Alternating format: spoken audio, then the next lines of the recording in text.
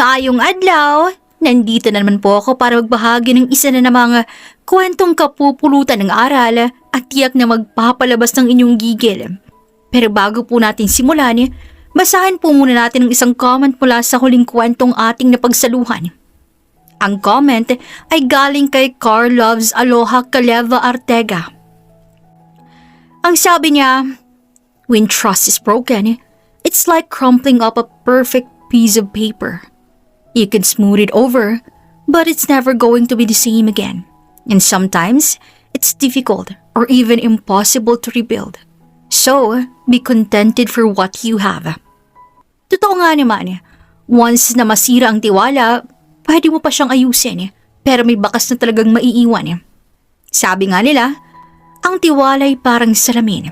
Kapag nabasag, pwede mong buuin, pero hindi na kailanman babalik sa dati. Kayo naman mga kasalo sa kwentuhan, naniniwala ba kayo na kaya pang buuin ulit ang trust or once broken, forever change na? Comment lamang po kayo sa baba at baka sa susunod, ang comment nyo naman po ang ating ma-feature. Maraming salamat po, simulan na po natin ang kwento. Hindi naman basehan ang estado ng buhay at ang edukasyon na tinapos ang isang tao, pero sa mapanghusgang mundo na to, ay totoo nga talagang meron pa ring mga kapwa-tao na mamalitin ka. Handa ka bang tumayo para sa sarili mong dignidad o hahayaan mo lang sila na husgahan ka? Ang bida sa kwento ngayon ay nagangalang Ivan Salsuejo. 28 ang edad ay siyang breadwinner sa kanyang pamilya sa probinsya. Mula high school ay siya nang nagsusustento sa kanyang pamilya at tila nalimutan niya ng kanyang sarili na umabot sa puntong hindi na siya nakapagtapos ng college sa kursong business para lamang sa ikabubuti ng kanyang magulang at mga kapatid. May angking ganda si Ivan kaya nagraraket siya sa pagiging beauty queen sa mga barangay at doon niya nakilala ang kanyang asawang si Terry, mayaman at isang businessman sa malaking corporation. Nahulog ang lalaki dahil sa ganda ni Ivan kaya lumipas ang 5 buwan nilang relasyon ay pinakasalan niya agad to. Masaya si Ivan bilang asawa pero lumipas ang 1 taon ay tila nagbago ang lahat. Tahimik na nakaupo sa harap ng hapagkain si Ivan. Kaharap niya ang masasarap na ulam na inihanda niya para sana sabay na silang dalawa ni Terry kumain pagdating nito. Pero 10:00 ng gabi ay hindi pa rin to umuuwi. Gustuhin man ni Ivang i-contact ang asawa ay mas pinili niyang wag na lang dahil baka busy pa to.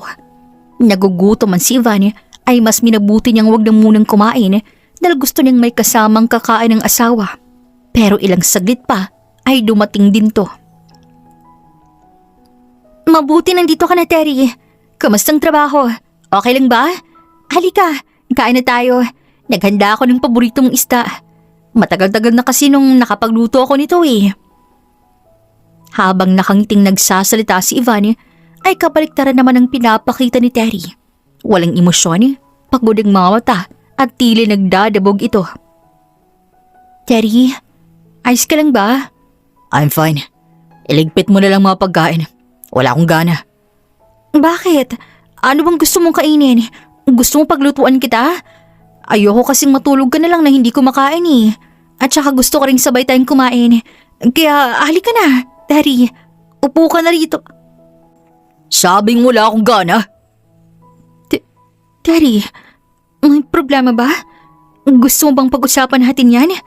Makikinig ako para sa'yo, Terry. Pwede ba, Ivan? Pagod ako. Pagod ako maghanap buhay. Kaya please, kumain ka na lamang dyan tapos ligpitin mo na yan. Sorry, Terry. Pakilaban na rin tong polo ko Gagamitin ko pa yung next meeting. Ay, Diyos ko. Pati ba naman sariling polo hindi na ako makabili? Tas sa lecheng bayarin kahit saan. Bakit ba kasi ako lang yung parang nagtatrabaho rito? Kainis. Natigilan si Ivan at tila tagos sa puso niyang mga huling sinabi ni Terry. Gustuhin naman niyang magtrabaho sa mga malalaking kumpanya kung saan may malaking mga sweldo ay hindi naman pasok sa tinapos ni Ivan na kahit marami na siyang work experience at skills ay diploma pa rin talagang inaasahan ng karamihan. Pinigilan ni Ivan ang maluha at kumain niya lamang mag-isa Pagkatapos ay niligpit niyang mga pagkain tsaka kinuha ang polo na tinapon lamang ni Terry sa sofa. Pero sa hindi inaasahan ni Ivan ay may iba pa siyang nakita bukod sa puti na polo. Dahil ito ay walang iba kundi isang marka ng lipstick na nakaukit sa may leeg ng polo. Biglang nanginig si Ivan sa mga pumapasok sa kanyang utak at mga posibleng nangyari habang nasa trabaho si Terry. At ito'y walang iba kundi may ibang babae ang kanyang asawa. Dala ng takot at galit sa puso ni Ivan ay naglakad siya papunta sa kanilang kwarto kung nasan si Terry. Pero sa mismong pintuan ay napahinto siya at hindi kayang harapin at tanungin ang asawa patungkol doon. At ang tanging nagawa ni Ivan ay palhin na lamang na umiyak sa gilid. Sa gabing yon ay hindi nakatulog si Ivan. Hindi mawala-wala sa kanyang isipan ang nakita kagabi at doon niya rin napagtanto na kailangan niya na talaga tong harap-harapang sabihin kay Terry. At karapatan niya yun dahil siya ang legal na asawa. Maaga siyang gumising at nauna nang umupo sa pagkainan habang hinihintay na magising si Terry. Sumapit ang 7 ng umaga ay bumaba na rin to, suot-suot ang business suit at may dala na ring suitcase. Napatayo si Ivan at hindi inaasahang maagang aalis ang asawa. Hindi ka ba kakain muna ng umagahan? Maaga pala kami ngayon. Sa labas na lang ako kakain. Tsaka, bakit ba palagi nilang marami yung niluluto mo? Hindi ka ba nasasayangan ha? Ikaw lang naman ang kakain eh. Tsaka mamayang gabi, wag mo na akong paglutuan. Kakain din ulit ako sa labas. Alis na ako. Terry, teka lang. Oh, ano na naman? May gusto akong sabihin sa'yo. Sabihin mo na, dali. Patungkol sa nakita ko gagabi. Pero hindi pa nga nakakalahati sa pagsasata si Ivan ay biglang nag-ring ang phone ni Terry. Hello? Good morning. Yes, papunta na ako dyan. Diretsyong tumayo si Terry at parang multo naman si Ivan na dinaanan niya lang hanggang sa makalabas na siya ng bahay. Naiwang lugmok si Ivan sa loob at walang magawa kundi tingnan ng asawang lumabas na. Ngunit nakaukit ng dignidad ni Ivan. Ayaw niyang ginaganon lamang siya ni Terry kaya kinuha niyang kanyang phone upang sumakay ng taxi at susundan ng asawa. Saan po kayo, ma'am? Sundan niyo lang po yung itim na sasakyan, Manong. Kabado na't malalim ang pagdudula ni Ivan kaya lakas loob niyang sinusundan ngayon ng asawa. Hanggang sa umintuto sa mismong harap ng corporation na pagmamayari mismo ni Terry. Dito na lang po. Lumabas si Ivan ng taxi at nagmasid sa hindi kalayuan at sa hindi niya inaasahan ay isang babaeng pitit, sexy at may katangkaran ng pumasok mismo sa sasakyan ni Terry. Nakababa pa talaga ang bintana ng sasakyan at kitang-kita niyang paghahalikan ng dalawa. Kusang nang hinang matuhod ni Ivan nanginginig ang kanyang mga kamay at umaanghang ng gilid ang kanyang mga mata. Wala siya sa sariling naglakad palapit sa sasakyan at harap-harapang nakitang pagtataksil ng kanyang asawa. Mga hayop kayo! Dala ng galit at puot na nararamdaman ay buong lakas niyang hinila ang buhok ng babae na umabot sa puntong lumabas ang ulo nito sa bintana dahil sa lakas ng paghila ni Ivan. Ivan? Ivan, bitawan mo siya! Ang hayop kayo! Pinagsisisipa ni Ivan ang sasakyan ni Terry na kahit ramdam nito ang hapdi sa kanyang paa ay tila naging manhid na to sa galit na nararamdaman. Dahil doon ay pinalibutan na sila ng mga tao at pati sa kabilang highway ay nakiusisan na rin ng mga to. Sabay namang lumabas ng sasakyan si Terry at ang kabit nito na nakabughag ng buhok. Ivan, what the hell are you doing here? Tinatanong mo pa talaga sa akin yan, ha, Terry? Huling-huli na kita. Sa mismong sasakyan pa talaga kayo naghahalikan. Terry, sino ba yung babaeng yan? How dare she pull my precious hair? Babe, pumasok ka na muna ng sasakyan. I will fix this. Just make sure she will never lay her filthy hands on me again. Hindi makapaniwala si Ivan sa kanyang mga narinig. So hindi niya pa pala alam kung sino ako? Hindi mo pala sinabi sa babae mo na ako ang asawa mo? Ivan, stop it and shut up. Ako na ngayong tumahimik? Ikaw nga dapat ang tumahimik eh. At sabihin sa lahat ng tao ang mga panulokong ginawa mo sa akin. Sabihin mo nga sa akin, kailan mo ito ginagawa sa akin ha? Kailan mo pa sinikretong relasyon ninyo? I can't take this anymore. Inis na lumabas muli ng sasakyan ng kabit ni Terry na siyang pinigilan niya pa na lumabas ng sasakyan. Pero ang malditang kabit na nagngangalang Trixie ay hinarap si Ivan. So you really want to know the full details how me and Terry met? Huh, actually, we already met 9 months ago. Oh, ano? Totoo. Nagsasabi ako ng totoo. Tsaka yung si Terry, napakabait din sa akin. Lahat ng gusto ko'y binibili niya. Eh ikaw, mukha ka na lampaso sa itsura mong yan. Kaya bakit naman mananatili si Terry sa'yo? Hindi siya namimili ng babaeng kagaya mo, girl. Tumahimik ka!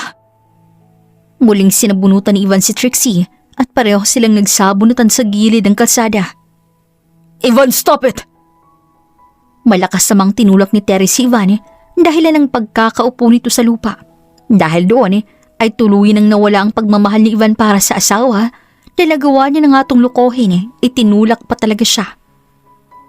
Terry, sabihin mo nga sa akin, bakit mo to ginagawa ha? Nagkulang ba ako? Anong ginawa ko para gawin mo sa akin to? Marami. Marami kang nagawa na umabot sa puntong nagsawa na ako sa Ivan. Hindi makapaniwala si Ivan na habang patuloy ang minamahal ang asawa ay hinay-hinay na pala itong nagsawa at tanging siya na lamang ang naiiwan. Gusto mong malaman kung bakit? Dahil nahihiya ako para sa'yo. Oo, maganda ka. Pero kahit anong ganda mo, hindi pa rin yan sapat para ipamukha sa lahat ng taong karapat dapat kang maging asawa ko. Hindi ka nakapagtapos ng pag-aaral. Wala kang degree. Wala kang diploma. At para pang 1 linggo lang na sweldo ang sweldo mo. Eh bakit naman ako mananatili sa kagaya mo ha? Mas mabuting umalis ka na, Ivan. Sapat ng mga sinabi ko ngayon para malaman mong nagsawa na ako sa'yo. At ayoko na sa'yo. Hindi. Hindi ako aalis dahil wala akong karapatang sabihin sa akin yung mga masasakit ng mga salitang yan. Kung umasta ka, parang mo lahat yung pinagsamahan ah. Pinagkatiwalaan kita tapos gaganyanin mo lang ako. Tsaka isa pa, hindi ako aalis hanggat hindi ko nakukuha mula sa yung perang ininvest ko para sa corporation mo. Isa ako sa tumulong sa iyo para makuha mong lahat ng to. Kaya akin ang pera. Ibalik mo sa akin. Huh. Ang kapal naman ng mukha mo para kunin ulit ang pera. Tumahimik ka. Isa ka pa. Ang kati-kati mo. Sa dinami-raming lalaking pwede mong ikirengkeng. Ang may asawa pa talaga. Bawiin mong sinabi mo. Kung hindi, ipapapulis talaga kita. Ivan, umalis ka na sabi. Hindi ako aalis hanggat hindi mo ibabalik ang pera ko, Terry. Halos 1 milyon yun. Kaya ibalik mo na sa akin. Ikaw kanina ka pa ha. Nabubwisit na ako sa'yo. Tsaka tandaan mo, hindi mo na makukuha pang muli yung perang yun. Dahil akin na yun at wala nang sa'yo. Ayun kasing napapala mo eh. Nagtitiwala ka kagad. Palibase walang silbing babaeng katulad mo. Bobo ka lang at pabigat. Bobo? Pabigat? Hindi ko aakalain ganyan palang tingin mo sa akin, Terry. Kung ganun, wala na akong magagawa. Aalis na ako at hindi na babalik pa. Pero itong tandaan mo, ipapakita ko sa iyo na kaya kong maging malakas. Makikita mo ng sinabihan mong bobo ay may mas ibubuga pa sa kagaya ninyo. Yan, umalis ka. Wag ka nang babalik. Halika na. Pumasok na tayo. Napakaskandalosa. Habang naglalakad pala si Ivan, ay patuloy ang paghawi ng kanyang mga luha. Pero hindi siya humihinto sa paglalakad. Patuloy lamang siya dahil papatunayan niya sa kanyang sarili na hindi siya bobo at makukuha niya ang kanyang mga pangarap sa buhay. Kinuha ni Ivan ang lahat ng kanyang gamit at plano sanang bumalik ng probinsya. Pero isang tawag ang natanggap niya mula sa kanyang kapatid. Kaagad niyang hinawi ang luha sa mata at ikinalma ang sarili bago sinagot ang tawag. O bunso, napatawag ka. Hello ate, may good news kami sa'yo. Ano yun bunso? Si kuya, nakapasok ng national sa contest ang sinalihan niya. Pupunta daw sila ng Canada upang doon isagawa ang contest. Ganun ba? Wow naman. Pakisabi sa kuya mo, congratulations ha. Proud na proud si ate. Nasaan ba siya ngayon? Pwede ko ba siyang makausap? Ayun, nagtatago sa kwarto ate. Kasi ang totoo, kailangan nilang magbayad ng sponsorship para makatravel. Pero ayun, walang sahod si tatay. At ayaw ka niya ring guluhin sa trabaho. Kaya hindi nilang daw siya pupunta. Ano? Naku, hindi pwede yan. Sabihin mo sa kanya pupunta siya. Ipapadala kong pera para sa kanya. Hindi pwedeng masayang ang opportunity niyan para sa kuya mo. Talaga po ba ate? Oo naman. Kaya kausapin mo lang kuya mo. Dahil maya-maya ipapadala ko na, okay?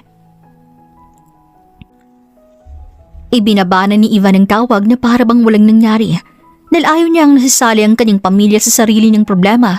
At doon niya rin napagtanto na hindi na muna siya umuwi ng probinsya dahil ayaw niyang malulungkot ang kanyang pamilya kapag nalaman nilang nangyari kay Ivan. Habang tahimik at nag-iisip si Ivan sa may gilid, kung paano siya ulit makakabangon habang daladalang kanyang bag, ay isang matandang malakas na pasigaw, hindi kalayuan sa kinauupuan niya. Kaagad yung nasaksihan ni Ivan, lalong-lalo na ang isang lalaking nag-snatch ng bag ng mismong matanda. Kaya walang pag-aalinlangang tumayo si Ivan at kaagad hinabol ang magnanakaw. Lumaki sa probinsya si Ivan. Marami na siyang hamon sa buhay na nakaharap, kaya kapag takbuhan ng pag-uusapan, mabilis siya roon. Kaya naabutan ng magnanakaw at sinipa to na nagpahiga sa sahig ng magnanakaw.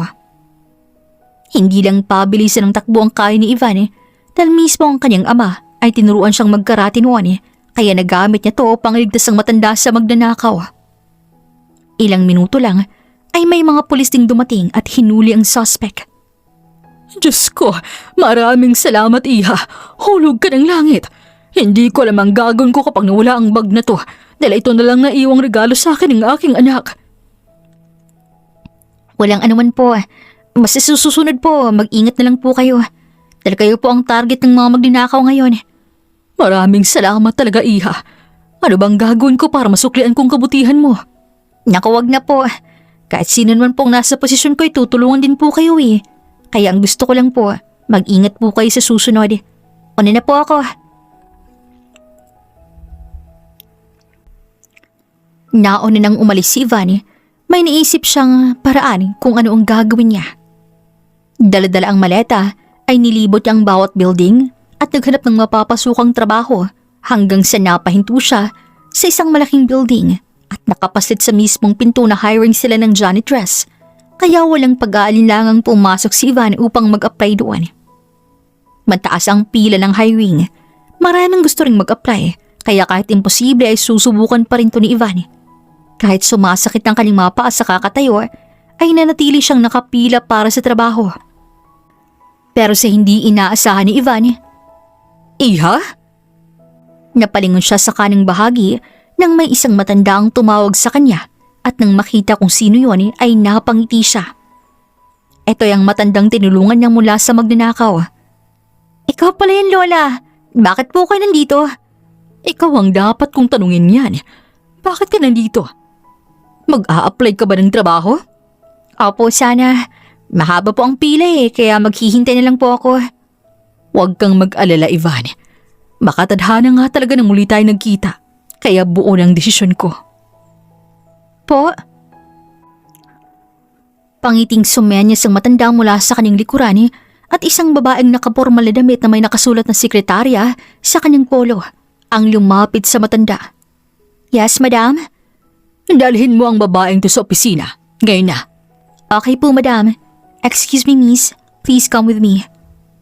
Ang walang ideyang si Ivan ay sumama na lamang sa sekretarya hanggang sa pumasok sila sa isang malaking opisina. Excuse me? Anong gagawin ko rito? Gusto kong kausapin ng CEO ng corporation na to, kaya maupo ka muna. Anong gusto mo? Coffee? Juice? Huwag na po, okay lang ako.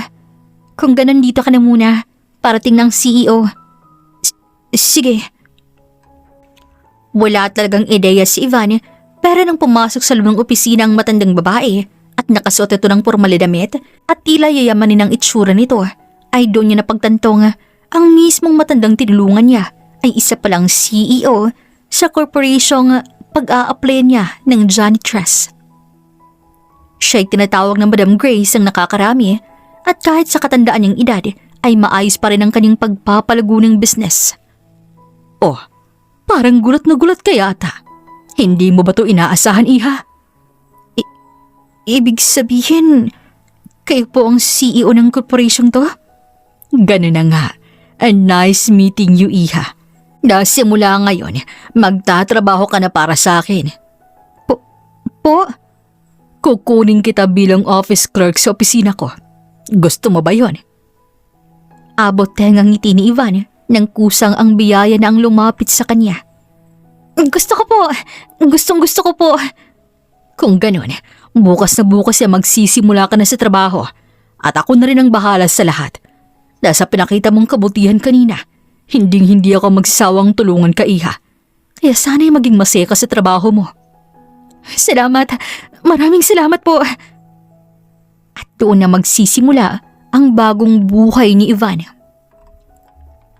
Kinabukasan ay kaagad na nagsimula ang trabaho ni Ivan.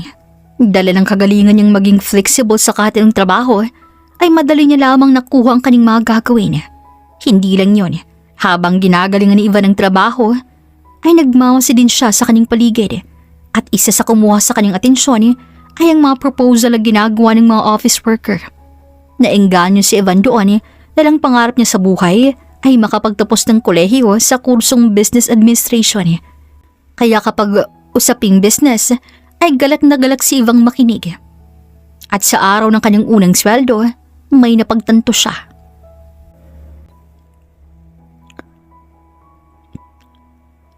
Pero bago yun, ay tinawagan niya muna ang kanyang ina sa probinsya dahil gusto niyang hingi ng opinyon nito. Patungkol din pala sa nangyaring paghihiwal nilang dalawa ni Terry, ay ibinalita niya rin sa kanyang pamilya. Nalulungkot man sila para sa anak, pero mas pinili nilang suportahan to. Anak ko, mabuti tumawag ka. Kamusta ka na dyan? Ayos ka lang? Opo ma, okay lang po ako rito. Kayo po ba? Nako, wag mo na kaming masyadong alalahanin, anak. Mas mabuting alagaan mo ng maayos ang sarili mo, lalo na sa nangyari. Wala na po yun. Ang importante malusog ako at naririnig ko pang magandang boses ng aking nanay. Ikaw talaga. Oh, bakit ka pala nakapatawag? May kailangan ka ba? Wala naman po. Gusto ko lang sanang hingi ng opinyon mo, ma. Tungkol sa ano, anak? Napagpasyahan ko po kasing ipagpatuloy ang pag-aaral ko po sa kolehiyo. Biglang natahimik sa kabilang linya ang ina na pinagtaka ni Ivan. Ma, nariyan pa po ba kayo? Pero sa hindi inaasahan ni Ivan ay hikbi na iyak ng kanyang ina ang kanyang narinig. Ma, umiiyak po ba kayo? Diyos ko, kay tagal kong hinintay na sabihin mo yan, anak ko. Ano pong ibig niyong sabihin? Araw-araw hinihiling ko na baka magbago pang isipan mo, Ivan. Na baka gusto mo pang ipagpatuloy ang pag-aaral mo. Dahil gustong-gusto kong nakikita kang naaabot ang mga pangarap mo, anak. Dahil alam kong higit pa sa kung anong meron ka ang kaya mo. Kaya kung tatanungin mong opinion ko, oo, susuporta ako sa iyo, anak. Mahal na mahal ka namin. Ma, maraming salamat. Mahal na mahal din po kita. Mahal na mahal ka namin at sa lahat ng sakripisyong ginawa mo sa amin, anak. Balang araw masusuklian din namin ang paghihirap mo. Huwag na po. Ang gusto ko lang makita ay naging masaya kayo. Ay, oo nga po pala. May gagawin po ako. Ingat po kayo dyan. Ikaw din, anak. Lumambot ang puso ni Ivan sa suportang binigay ng kanyang mga magulang kaya napasandal siya at napangiti sa saya. So, you decided to continue in college? Ay, nandyan ho pala kayo. Munti ka nang mapatulan sa kulat si Ivan nang sumulpot mula sa kanyang likuran si Madam Grace. Magandang gabi ho, Madam. Tawagin mo na lamang akong Lola Grace. Nakakahiya po, lalo na't nasa opisina po ako. Huwag kang mag-alala. Lahat ng nandito ay malaking respeto sa isa't isa. Kaya mula ngayon, Lola Grace ang itawag mo sa akin. Nahihiyaman si Ivan ay wala na siyang nagawa dahil yun ang gusto ng matanda. Oo nga pala, narinig kong usapan niyo sa telepono. Tama bang ipagpatuloy mong kolehiyo? Opo Lola. Hindi ko po kasi natapos kahit first semester sa first year. Dahil kapos po eh. Kung ganon, ano bang kursong gusto mo? Business administration po. Yun po talagang pangarap ko eh. Saktong-sakto, yan din ang tinapos ko. Kaya napagpasyahan kong magsustento sa pag-aaral mo hanggang sa makapagtapos ka. Po? Ako nang magpapaaral sa iyo, Ivan. Ako nang bahala sa lahat ng gastusin dahil kitang-kita ko sa mga mata mo ang pagnanais na makatapos ka. At saka, business corporation din naman tong pagmamay-aray ko. Pwede rin diretso ka nang mag-apply dito bilang manager kapag nakapagtapos ka na. Hindi po kayo nagbibiro? Bakit naman ako magbibiro? Alam mo, Ivan, ang totoo niyan, naalala ko talagang pumanaw kong anak sa'yo. Kung paano mo ko irespeto, ang ugalit pagkatao mo. Nang ikwento yun ni Lola Grace ay kusa siyang naluha. Tanggap ko ng pagkawala niya, pero nandito pa rin ang pagnanais kong mayakap siya ulit na hindi ko na mararanasan pa. Kung ganoon, ako nilang pong yakapin ninyo. Lumapit si Ivan palapit kay Lola Grace at niyakap to ng mahigpit dahilan ng mas paghagulgol ng matanda. Para talagang anak kong yumakap sa akin. Salamat, Ivan. Wala po yun. Kapag gusto niyo po ng taong niyakap sa inyo, nandito lang po ako. Pangako. Simula nung gabing yun ay mas nagkalapit ang loob ng dalawa. Tira na rin si Ivan sa mismong bahay ni Lola Grace at araw-araw silang sabay na kumakain na parang mag-ina. Bukas ng pasok mo, hindi ka ba kinakabahan? Medyo po, pero mas nangingibawa po ang saya ko na pumasok muli sa paaralan eh. Mabuti talaga't hindi ka na kagad sumuko sa pangarap mo, Ivan. O nga pala, ang driver nang maghahatid sa'yo. Nauuna na ako sa office. Sige po, mag-ingat po kayo.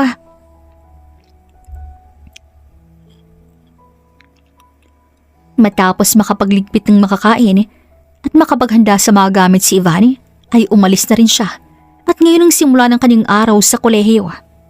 Wala sa kanyang isipan ng mahiya. Pinagtinginan man siya ng ibang mas bata sa kanya ay wala siyang paki dahil ang tanging pangarap niya ay makakuha ng diploma at ipamukato sa mga taong nanghusga sa kanya. Nagsimula na rin ang unang klase at ito'y isang major class. Terror daw ang professor natin ngayon. Mag-ingat kayo ha. Shh! Tumahimik na kayo. Pakibagsak tayo dahil sa ingay natin eh. Iyon ang naririnig ni Ivan sa paligid na isa daw ang stricto at terror ang unang professor nila. Ilang sandali pa'y isang katangkarang lalaki na hindi maitatangging kapugian at nasa edad 30 to. Good morning, class. I am Professor Allen and I will now start with the discussion and I want all of you to participate. Habang nagde-discuss ang professor, ay may tanong din tong binabato at halos lahat ay walang maisagot pero ibahin mo si Ivan dahil halos siya nang nakasagot sa mga tanong na yun. Kaya dahil dito, nakuha niya ang atensyon ng professor. Bakit tanging siya lamang sumasagot? Wala ba kayong mga bibig? And also you, Miss Ivan. I want to talk to you privately. I have some questions to ask.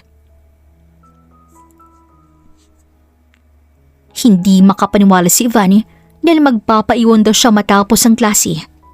Lumipas ang ilang minuto ay tapos na ang major nila pero si Ivan ay nakayukong kaharap ngayon ng professor. May I know how did you know all of those answers earlier? I didn't give any hands out yet, Miss Ivan. Tila nahihirapan si Ivan kung paano sasagutin yun dahil wala naman siyang ginagawang masama kaya buong lakas siyang sumagot ng buong buo at walang halong pagsisinungaling. Ibig niyo po bang sabihin, nag-cheat po ako sa klase ninyo? Na may kodigo akong dala? Pasensya na po, pero nagkakamali po kayo ng inaakala. Talagang may konting alam lang po ako patungkol sa lesson kanina. Kung ganon, ikaw na mismong kukunin kong representative para sa mangyaring contest next week. Po? Last semester wala ni isang estudyanteng nahanap kong karapat-dapat.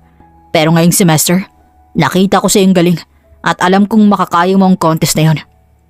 Anong contest? Wala pa akong sinabing gusto kong sumali. Oh, bakit umatras ka na? Hindi mo ba kaya? Nagawa mong sagutin ng isa sa mahirap na tanong kanina eh. Ang contest na sasalihan mo ay hindi ang usual na contest. Dahil ito ay pagalingan sa industriyang ng business. O kung karapat-dapat ka ba sa mas kilalang estado ng pag-business. Ito ang phone number ko. Kapag handa ka na tawagan mo yan at handa akong maging coach mo sa contest. Tandaan mo, isa itong malaking tsansa para sa'yo. Mauna na ako. Pero Sir Allen, hindi na natuloy ni Ivan ang kanya pasanang sasabihin nang umalis ng professor. Naiwan siya raong nakatayo at tahimik habang hawak-hawak ang phone cord. Lumipas ang gabi, patuloy pa rin napapaisip si Ivan patungkol doon na umabot sa puntong napapansin na siya ni Lola Grace. Oh, malalim yatang iniisip mo, Iha. May problema ba? Wala naman po. Nalilito lang po ako kung anong gagawin. Bakit, ano ba yon? Baka matulungan kita. Kanina po kasi, inalok po ako ng professor namin na isalang ako sa isang contest patungkol sa pagalingan po sa estado ng business. Dahil para po sa kanya, nakita niya po ang galing ko ron. Pero hindi naman po ako sigurado. Dahil alam ko pong may mas magaling po sa akin. So sinasabi mo na sa unang araw ng klase ay nakita na agad ng professor mo ang angking galing mo sa larangan ng business? Oo raw po, sabi niya. Ibig sabihin, magaling ka talaga, Ivan. Hindi po. Hindi ko po talaga kaya. Alam mo, Ivan, nakikita ko minsan ang sarili ko sa noon. Ganyan na ganyan ako. Pero nagpatuloy ako at nagtiwala ako sa sarili ko. At hetong naging resulta. Pagmamayari ko na ang isang malaking konstitusyon dito sa Pilipinas. Kaya Ivan, makinig ka sa akin. Hindi mali ang magkamali at lalong-lalong walang mali sa nangangarap. Kaya kung ako sa'yo, subukan mo na ang contest na yan. Susuportahan kita.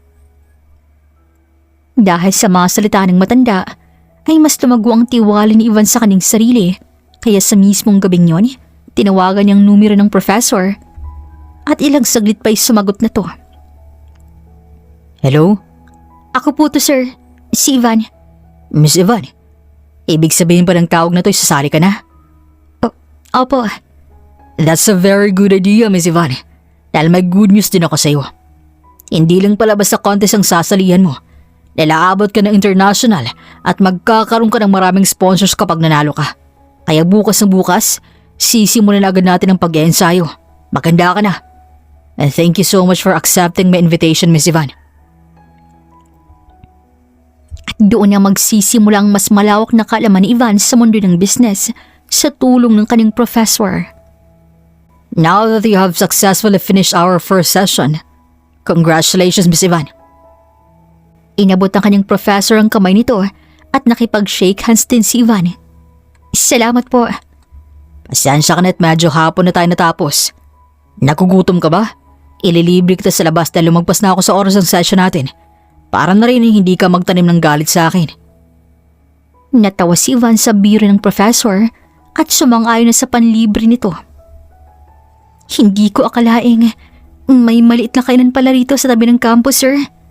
Ngayong alam mo na, pwede ka nang kumain dito kasama ang mga kaibigan mo. Ganun na nga po, sir. Just call me Allen. Po? I saw your autobiography yesterday. And you're almost my age. So you can call me Allen. It's fine. Baka ano pong sabihin ng mga estudyante sa campus, sir. Hindi ko po kayo nire-respeto. Nako, dyan ka nagkakamali. Dahil marami akong kakilalang estudyante sa campus. Hindi na nga ako tinatawag na sir eh. Bibigyan ko ng leksyon ng mga yun. Hindi ka pala talaga stricto, sir, at terror sa personal? Yan bang naririnig mo? Well, I'm used to it. Baka may aura lang talaga akong kinatatakutan nila. But honestly, I love my work. And I want to see my students excel in class. Kung ganon, mali nga po talaga ako ng inakala sa inyo, sir. Allen. Habang nagkukwentuhan pa silang dalawa, ay napalingon sa may kabilang kalsada si Ivan nang pamilyar sa kanyang isang kotse. At ang lumabas doon, ang laking kinamumuhian niya, ay biglang nagtaasan ng kanyang mga balahibo sa takot at nabitawan ng hawak na pagkain. Ang nakita niya lang naman ay walang iba kundi si Terry. Ivan, are you okay? Kaagad yung napansin ni Allen at nang lingunin niyang direksyon kung saan nakatingin si Ivan ay kaagad yung naintindihan ng sitwasyon. Hinubad ni Allen ang suot ng jacket at tinakip yun kay Ivan na nanginginig sa takot. It's okay. Hindi ka niya nakita. Ako nang bahala sa'yo. Dahil kaagad na naintindihan ni Allen ang sitwasyon, doon niya napagtanto na kasalukuyang nakakaranas ng trauma si Ivan. Maya-maya pa'y umalis ang sasakyan at pinakalma na rin siya ni Allen. Sigurado po ba kayong wala na siya? Nakakasiguro akong wala ng lalaking yun. Kumalma ka na, Ivan. O heto, uminom ka muna ng tubig. Diretsong nilagok yun ni Ivan na nanginginig pa rin sa takot. Gusto mo bang umuwi na? Ihatid na kita.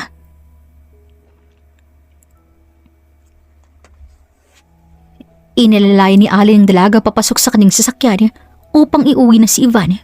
Pero sa kalagitnaan ng biyahe ay biglang nagsalita ang dalaga. Ang lalaking yun ay ex-husband ko.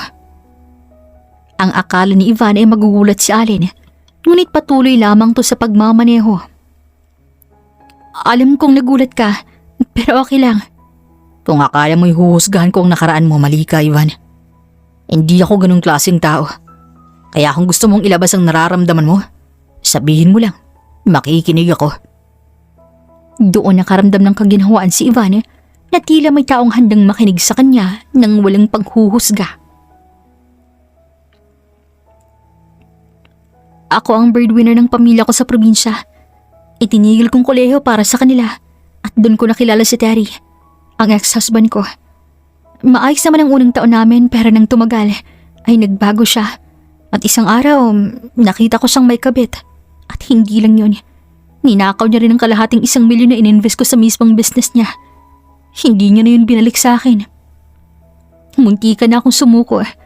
Hindi ko alam kung saan ako patungo ng mga araw na yun. Pero may tumulong sa akin at masaya na ako ngayon.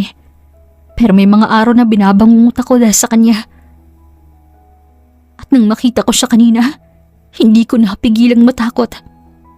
Kaya gusto kong maghiganti sa parang hindi nila ako mahahawakan pa. Aabutin ko lahat ng pangarap ko. Naaabot sa puntong hanggang tingin na lamang sila sa akin. Hindi ako tanga at mas lalong hindi ako bobo. Kaya sisiguraduhin kong gagawin kong lahat makamit lamang yun. Nang marating ang tinitira ni Ivani, ay tila na masmasan na rin ang kaning loob. At bago pa makalis si Allen, ay may sinabi siya sa dalaga.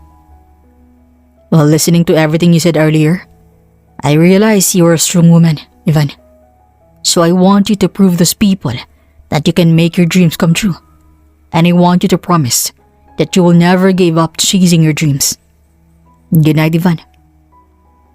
Kahit nakaalis na si Allen, ay nanatiling nakatayo roon si Ivan at paulit-ulit sa kanyang utak ang mga sinabi ng professor na dahilan ng mas pagaling niya sa pag-aaral na nagbunga ng magandang epekto. Nanalo si Ivan sa contest at siyang nagkaroon ng 5 sponsor mula sa malalaking kumpanya at isang sorpresa ang kanyang nalaman dahil isa pala roon ay ang corporation ni Lola Grace. Lola! Mahigpit na niyakap ni Ivan ang matanda at kasabay niyang pinakitang medalyang suot niya. Congratulations, Ivan! Isa ka na sa scholar ng corporation ko. Hindi niyo po sinabing kasali po kayo sa sponsor? Siyempre, surprise. Kayo ho talaga. Sorry to interrupt your conversation. I just want to say congratulations, Miss Ivan. Mula sa likuran ay bumati ang kanyang professor si Allen at nang makita yun ni Ivan at dahil ng saya ay niyakap niya to. Thank you po. Walang anuman. Pasensya na po. Sumobra lamang si saya. O nga po pala, siya pong sinasabi kong nag-aalaga sa akin dito sa syudad. Si Lola Grace. Lola, professor coach ko po, si Allen. Madam Grace? Teka lang. Allen? Ikaw ang anak ng pamilyang Consuelo, tama? Opo, ako po to. Teka, magkakilala ho kayo? Oo, siyang anak ng mag-asawang Consuelo na naging collaboration ko sa business noon. Naku, ikaw pala yan, iho. Binatang-binata ka na. Hindi ko inaasahang makikita kita rito at ikaw pa talagang mismong coach ni Ivan. And I never also expected this to happen, Madam Grace. I am very happy to see you right now. Mas mabuti po yatang kumain tayo ng magsabay mamaya. Kasi sa tingin ko, mahabang kwentuhan po ang mangyayari. Halina kayo. Doble ang sayang nararamdaman ni Ivani dahil ang dalawang espesyal na tao ay magkakilala na pala noon pa lang. Nung gabing yun ay sabay na kumain ng hapunan silang tatlo. Tawanan at kwentuhan ng nangyari. Masayang masaya si Ivan habang nakikinig sa kanilang dalawa hanggang sa matapos ang hapunan at naon na nang nagpahinga si Lola Grace. Mas mabuting dito ka na magpahinga, Allen. Gabi na, madilim na ang daan, baka mapano ka pa. Hindi naman kalayo ng bahay ko mula rito eh. Huwag kang mag-alala, Ivan. Una na ako ah. Mag-ingat ka. Tumalikod na si Ivan at papasok na sana sa bahay nang tinawag pa siyang muli ni Allen. Ivan, wait. Ano yun? Sa hindi inaasahan ni Ivan ay mahigpit siyang niyakap ni Allen at ang mas nakakagulat ay naririnig niyang malakas sa tibok ng puso ng binata. I am happy for you. And congratulations for winning the contest and doing your best. Nandito lang ako para sa'yo, Ivan. Sa malamig na gabi ay tila uminit ang nararamdaman ni Ivan na siyang yumakap din pabalik kay Allen. Thank you, Allen. Tumagal pa ng ilang segundo ang kanilang yakapan bago kumalas silang pareho. Higit sa lahat ay mas nagkalapit at lumalim na ang loob ng dalawa na tila ang pagkakaibigan ay hahantong na sa pag-iibigan. Ngunit ang katanungan, magiging hadlang ba si Allen sa mga plano ni Ivan sa paghihigante? O siya mismong magiging suporta ni Ivan sa mga plano nito? Lumipas ang 3 taon na pagpapatuloy ni Ivan sa pag-aaral habang nakasuporta si Allen sa kanyang tabi, ay graduate siya bilang magna cum laude. Sa araw ng kanyang graduation ay dumalo si Lola Grace, Allen at ang kanyang minamahal na pamilya. At ito ay isa sa pinakamasayang araw ni Ivan sa buong buhay niya. Pero alam niya lang, ito pala ang simula ng totoong buhay, kaya hindi siya nag-aksaya ng panahon dahil kaagad siyang nagtayo ng business na noon pa lang niya gustong gawin. Skincare at makeup business ang pinasok ni Ivan. Mula sa packaging, producing, consuming at kung ano-ano pa ay ginawa niya yun sa tulong ni Allen. Kung akala ninyo ay pwedeng aasa naman si Ivan kay Lola Grace para tumulong sa kanya, bakit pa naghirap si Ivan na tumayo ng maliit na business? Ito'y dahil sa kagustuhan to ni Ivan. Inalok siya ni Lola Grace na mag-handle ng malaking business, pero dahil alam ni Ivan na mas makakabuti na siyang tatayo sa sarili niyang mga paa, ay sinuportahan naman to ng matanda. At sa hindi inaasahan ni Ivan, lumipas ang 2 buwan ay lumobo ang sales ng kanyang products mula sa walk-in hanggang online. Naging mas kilala ang kanyang products sa social media at marami nang gustong mag-invest at makipag-collaborate. At lumipas ang 5 buwan ay naging kilala at hinahanga ang CEO si Ivan sa buong Asia. Tingnan mo ang sales, Ivan. Meron na rin gustong mag-invest ng produkto mo mula sa Thailand. Ay, talaga? Grabing blessings naman to. Hindi na natin yan tatanggihan, Allen.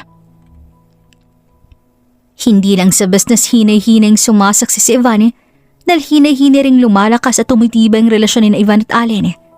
Sila'y magkarelasyon na ngayon at may plano ng maging engaged. Pero sa kalagitnaan ng kanilang kasiyahan ay isang masamang balitang natanggap ni Ivan. Ito'y isang tawag mula kay Lola Grace. Hello, Lola? Napatawag po kayo. Hello? Ito po ba si Miss Ivan? Ako nga po. Sino po sila? Bakit nasa inyo po ang phone ng lola ko? Ito po ang medical hospital. Dinala po ang lola niyo rito nang bigla po siyang atakihin sa puso habang nasa opisina. Mas mabuting pumunta po kayo rito ngayon na. Pupunta na po ako dyan. Ivan, anong problema? Si Lola, dinala ng ospital. Inatake sa puso. Diyos ko, halika na. Ako na magdadrive. Nang marating ang mismong ospital, ay mabilis ang takbo nilang dalawa hanggang sa marating ang mismong kwarto kung nasa nagpapahinga si Lola Grace. Lola! Naabutan nila itong nakaupo na sa hospital bed at tila nakikipag-argumento to sa isang nurse. Ivan, mabutit nandito ka na. Ayaw kasi akong paalisin itong nurse na to eh. Sabi ko sa kanya na okay na ako, pero hindi talaga ako pinapalabas. Lola naman, tama naman po ang nurse. Bawal pa po kayong maglakad-lakad. Kailangan niyo pong magpahinga. Ivan, may meeting pa akong i-attend. Hindi ko pwedeng i-cancel yun. Meeting? Kung gano'n, ako na pong bahala. Kami na po ni Ali lang mag-aasikaso sa meeting. Opo, Lola. Huwag na po kayong mag-alala. Pero, Lola, wag nang matigas ang ulo. Mas mabuting magpahinga muna kayo. Dahil baka ma-stress po kayo sa trabaho.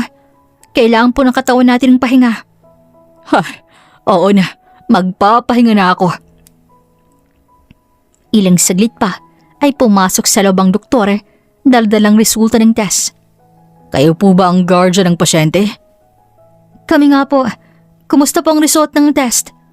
Pwede ho bang makausap ko na muna kayo sa labas? Nagtaka si Ivan kung bakit kailangan pa siyang kausapin sa labas kung pwede namang idiretso na itong banggitin sa harap nila. Pero hindi na siya tumanggi. Lumabas siya kasama ang doktor at nagpaiwan sa loob si Allen. Kumusta pong resulta, Doc? Mabuti naman ang daloy ng dugo niya. Pero may isang masamang balita ang nakalap namin sa resulta. May tumor ang pasyente sa ulo at stage 2 na to. Ano? Tumor?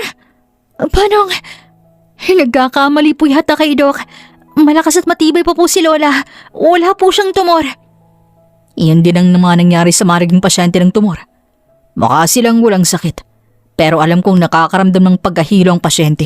Pero hindi niya lamang sinasabi.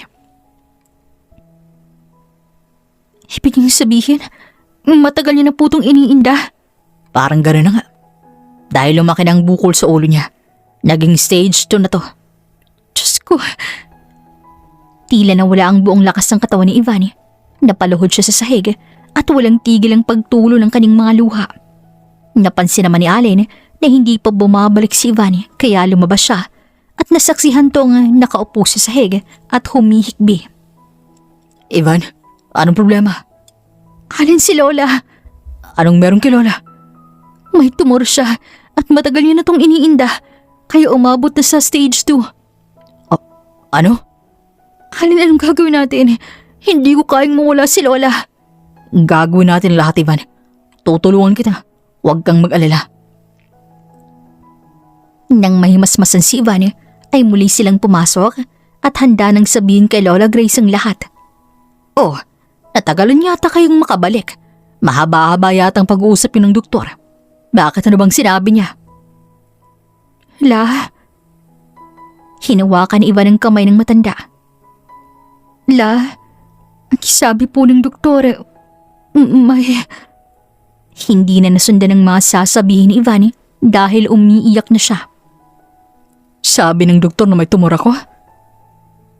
Natigilan ng dalawa nang sabihin mismo yun ni Lola Grace. Oo, alam ko na. Noon ko pa alam na may tumor ako. At stage 2 na. Pasensya na kung inilihim ko to sa inyo. Lola, bakit? Bakit hindi niyo po sinabi? Pwede ka pa namin madala sa pinakamagaling na ospital upang mapagaling ka. Yan ang dahilan kung bakit ayokong sabihin sa iyo, Ivan. Ayokong maging abala sa buhay mo. Ano? Lola, hindi. Hindi ka magiging abala sa buhay ko. Mahal na mahal kita at ikaw ang dahilan kung bakit ako nandito ngayon. Kaya please, hayaan niyo pong tulungan ka. Ipapadala ka po namin sa pinakamagaling na ospital. Kahit milyon-milyon pa po ang bayad, gagawin ko lahat, Lola. Huwag na, Ivan. Nag-aaksaya ka lang ng pera na para sana sa paglago ng business mo. Huwag na. Hayaan na lang natin. Hindi pwede. Gagaling ka at makakasama ka pa namin ng matagal. Hindi kita isusuko, Lola. Pero sumuko na ako, Ivan. Simula nung araw na nalaman ko na may cancer ako, tanggap ko ng pagkamatay ko, Ivan. Na umabot sa puntong mas mabuting magpakamatay na lamang ako. Pero nang araw na yon, nakilala kita. Kaya naisipan kong manatili na muna rito sa mundo at tulungan ka habang buhay pa ako. Tanggap ko na, Ivan. Kaya ine-enjoy ko na lamang ang buhay ngayon kasama ka at si Allen. Kaya please, hayaan mo kong piliin ang gusto ko. Ayokong magpa-chemotherapy at sana maintindihan mo yon. Tila nabubulag na sa luha si Ivan dahil wala na siyang magawa. Desisyon na talaga to ni Lola Grace sa tanggap niya na sa isang araw ay mawawala na siya. Mahirap ang tanggapin pero sinubukan ni Ivan. Nag-travel silang tatlo sa iba't ibang bansa at habang tumatagal ay mas lalong ayaw tuloy ni Ivang mawala si Lola Grace kaya patago na lamang siyang umiiyak. Lumipas ang 5 buwan habang inaalagaan ni na Ivan si Lola Grace ay inaasikaso niya rin ang kanyang business kaya isang magandang balita ang kanyang natanggap. Siya ay nasali sa top 30 richest CEO in the world. Hindi lamang sa Asia kundi sa buong mundo. Kaya international na ang nakikipag-collaboration sa kanya. Mula sa production, endorsement at kahit advertisement sa international movies ay nakikita ng produkto ni Ivan. Kaya dahil doon, bilyon-bilyon na ang kinikita niya linggo-linggo. Ivan, congratulations. Mahigpit na niyakap ni Allen ang kanyang fiancé na abot langit ang saya dahil tila nagbunga ng lahat ng sakripisyo nila. Kailangan itong malaman ni Lola. Tama, kaya puntahan na natin siya ngayon. Kaagad nilang pinuntahan ng matanda sa mismong bahay nito, dala-dala ang magandang balita. Pero hindi pa man sila nakakapasok ng pinto, ay nakasalubong nila ang private doctor ni Lola Grace na malungkot ang muka. Doc, kayo ho pala yan. Kamusta po si Lola? Mas lumalala ang kanyang tumor na nag-epekto sa digestion niya. Wala na siyang ganang kumain at alam natin kung anong ibig sabihin nun. Nang marinig ang pahayag ng doktor ay hindi na nga nag-aksaya ng segundo si Ivan. Mabilis siyang tumakbo papunta sa kwarto ni Lola Grace at naabutan tong nakahiga sa kama, nanghihina at pumapayat na. Ivan. Lola, nandito na po ako. Kamusta ka? Ivan. Mas naluha si Ivan nang parang hindi na kaya ni Lola Grace sa buksan ng bibig nito at tanging kanyang pangalan na lamang ang binabanggit niya. Pero isa sa hiling ni Lola Grace, dapat nakangiti si Ivan kapag nakikita niya to. Kaya kahit mahirap, ngumiti si Ivan. May good news ako sa'yo. Tingnan niyo, kasali na po ako sa top 30 richest CEO sa buong mundo. Ang bilyonaryo na po ang mahal yung alaga, Lola. Nakamit ko na po ang pangarap ko. Kaya please, maging malakas po kayo. Papunta po tayo sa iba't ibang bansa. Kakain pa tayo ng masasarap na pagkain. Lola, mahal na mahal kita.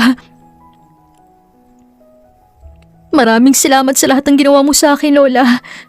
Mula sa simula at sa huling hininga ko, hindi kita makakalimutan.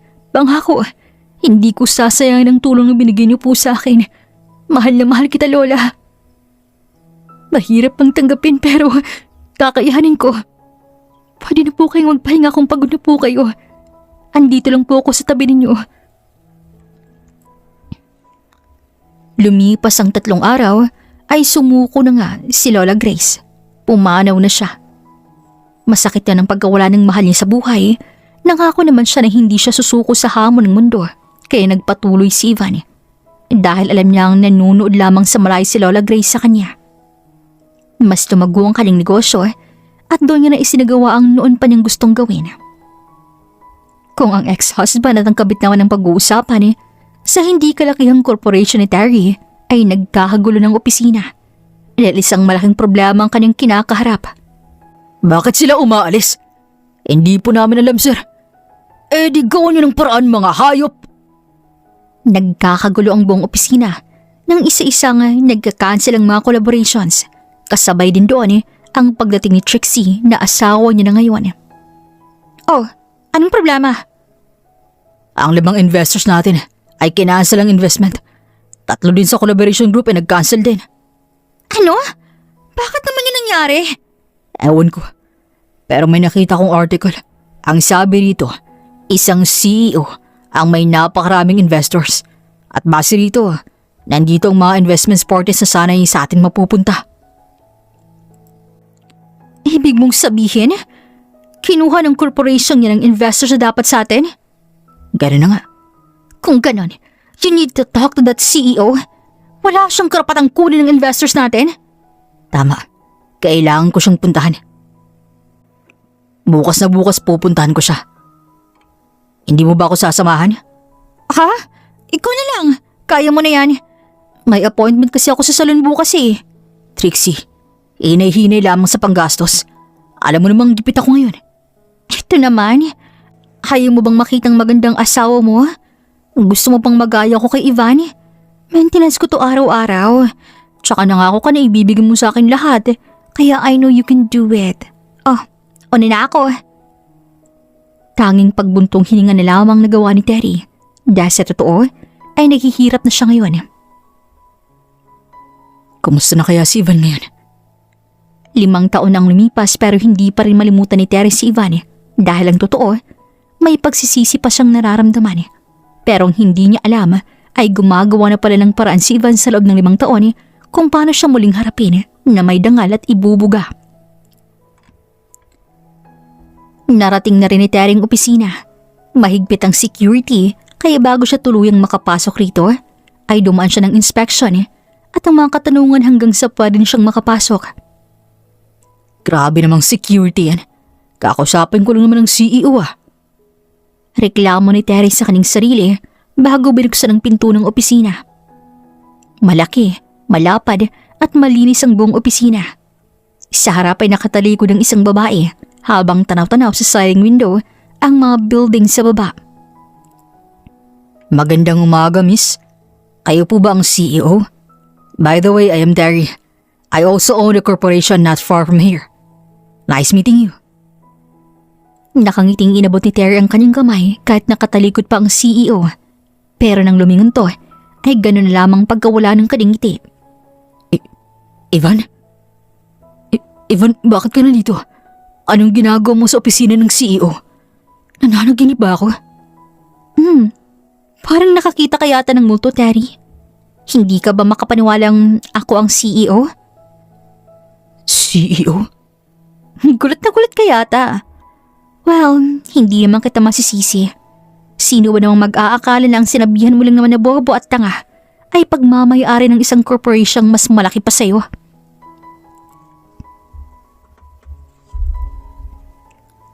Ivan, hindi ako nagloloko rito. Ilabas mo ang tunay na CEO. Hindi ako naniniwala na ikaw nagmamayari ng konstitusyong ito. Kumalma ka na muna, Terry. Have a seat. Mukha ka na yatang stress Ikalma muna yung sarili mo.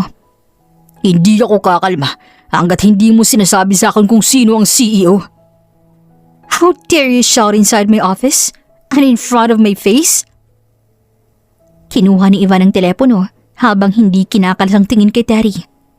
Anong ginagawa mo? Tinatawagan ko ang security paalisin ka na. Ayoko sa lahat ang binabastos ako sa mismong opisina ko. Security? Pakilabas nga ng lalaking to sa office ko. Ivan, wait.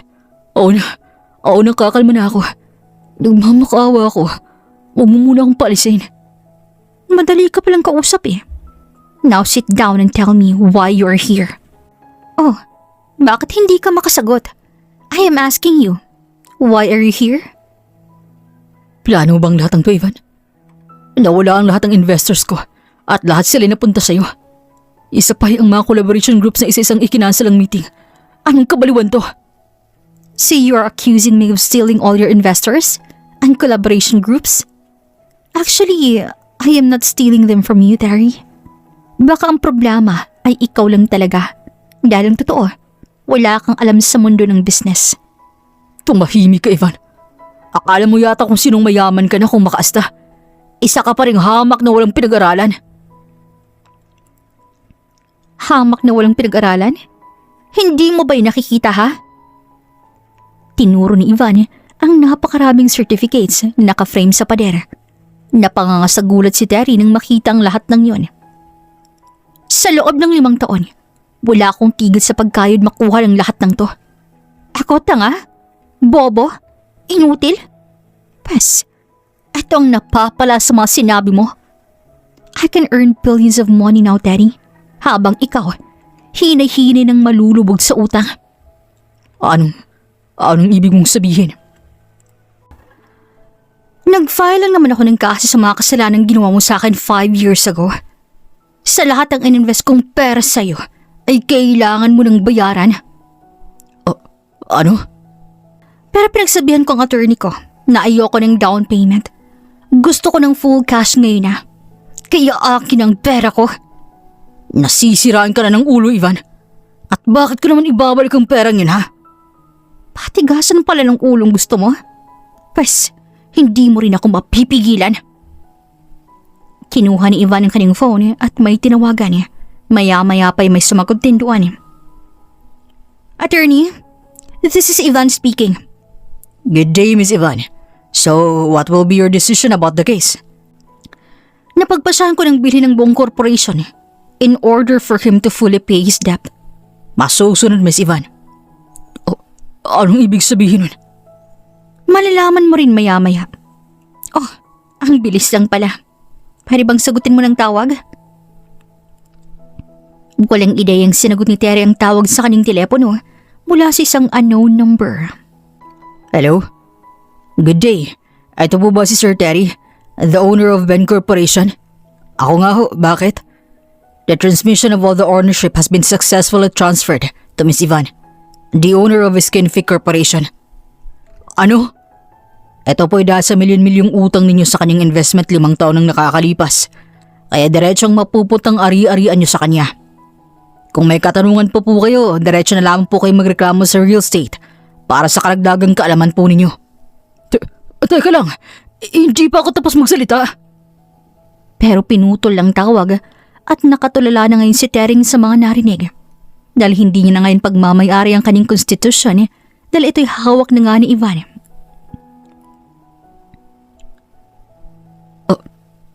Ano sa tingin mong ginagawa mo, Ivan? Simple lang naman, Terry. Binabalik ko lamang sa akin at binibigay ko lang nararapat na sa'yo. Hindi mo to pwedeng gawin sa akin. Sa hindi inaasahan ni Ivan, ay sinakas siya ni Terry sa leeg. Pinit-alisin ni Ivan ang kamay nito, pero masyadong malakas si Terry. Bitawan mo ako! Hindi ka na bibitawan hanggat hindi ka mawawala ng hininga. Sinimulan mong sirain ang buhay ko, kaya ako naman ang sisira ng buhay mo. Mali ka, Terry. Ikaw mismo nagsira ng sarili mong buhay. Malakas sa sinipa ni Ivan ang pagkalalaki ni Terry na nagpabitaw nito at napalood siya sa sahig sa lakas ng sipa.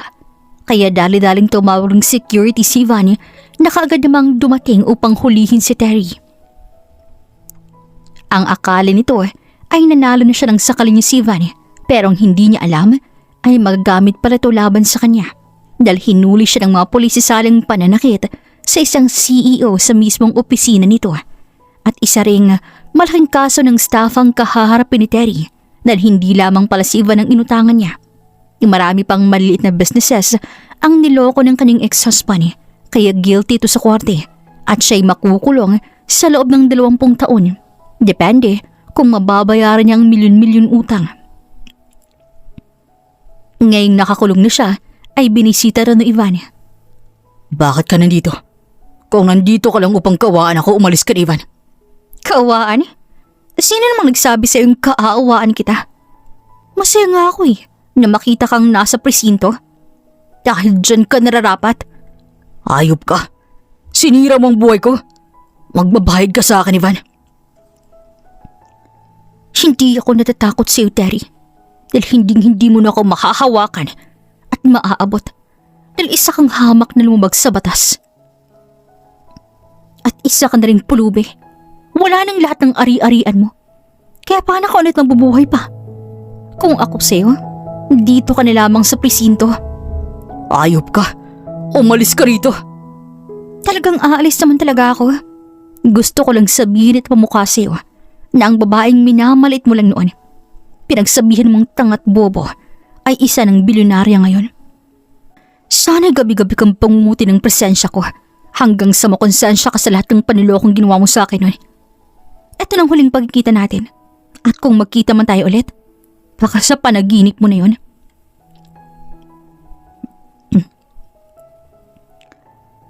Pangiting naglakad paalis si Ivan at naiwan doon si Terry na parang asong tumataho sa galit pero patuloy lamang dalaga sa paglalakad. Sa di kalayuan naman ay isang babaeng nakatayo at naghihintay sa kanya. Hindi ito inaasahan ni Ivan pero hinarap niya pa rin ang babaeng yon. Ivan, patawarin mo ako. You're Trixie, right? The legal wife of a prisoner. Ivan, alam kong mabait ka. Kaya please, patawarin mo na kami. Hindi mo ito magagawa sa amin. Milyon ang utang ni Terry at wala akong ganong kalaking pera. Evan, please, tulungan mo akong mabayaran yan, please. Are you expecting me to help you? After what you did to me? Sorry na, Ivan. Nangyari na yun. Hindi na natin yun maibabalik. Promise, babayaran kita, please. Nahihiya na ako sa mga investors dahil sa akin sila pumupunta eh. Kaya si Terry naman talagang may kasalanan. Ayoko masangkot dito, Ivan. Pero akong asawa niya. Tsaka babae ka rin naman, di ba? Alam mo ang pakiramdam ng iniipit sa gantong sitwasyon. Please, tulungan mo naman ako.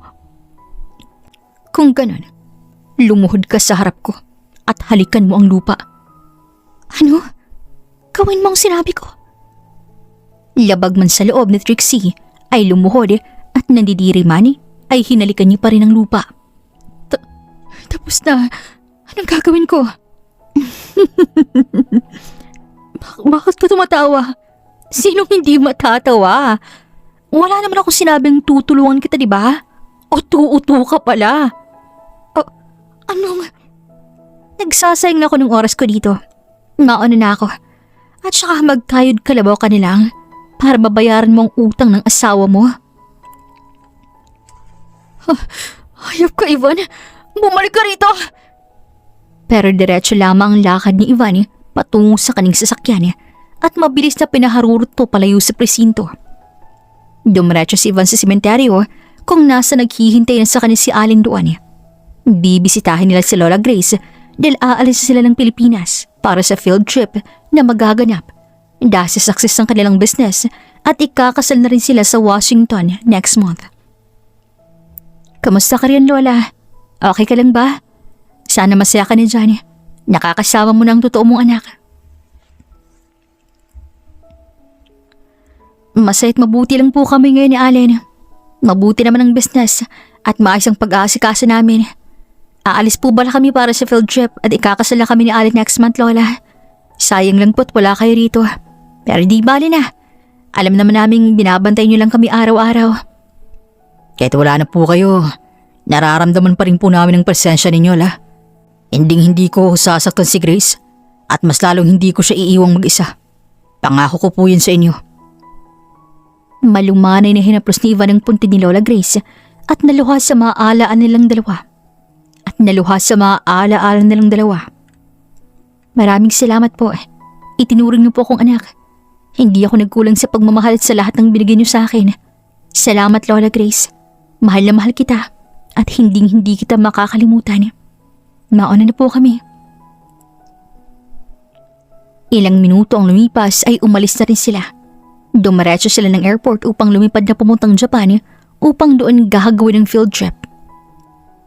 Isang buwan ang lumipas ay lumipad sila papuntang Washington kasama ang pamilya ni Allen at pamilya ni Ivan. Doon isinagawa ang kasal sa Katolikong simbahan. Bumalik na rin sila sa Pilipinas at ilang buwan ang lumipas ay nagbunga ang pagmamahalin ni Ivan at Allen ng isang malusog na baby.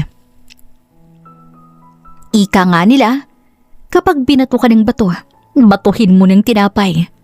Pero ibahin mo ang tinapay ni Ivan. Matigas, may laman, at higit pang sakit sa munting bato. Kaya ikaw na nakikinig, huwag mong hayaan ang mga taong nang api sa'yo. Sumagot ka, lumaban ka sa paraang legal. Gamitin mo ang angking kaalaman mo sa mga bagay at gamitin mo to bilang dahas. At ipamukha mo sa kanila na hindi ka kaapi-api. Naway ang kwento ni Ivan ay magpapamulat sa mga taong inapi na huwag silang manatiling magpaawa. Tumayo kayo sa sarili niyong mga paa dahil alam kong kagaya niyo si Ivan na makakamit din ng mga pangarap. Kayo, meron na bang umapi sa inyo? Comment niyo na at baka oras na talaga para bigyan ng leksyon ang mga kagaya nila. Maraming salamat po sa inyong pakikinig sa kwentong ito. Hanggang sa susunod pong muli, this is Regine here in Kuya Agustin Stories. Daghang salamat and dumping!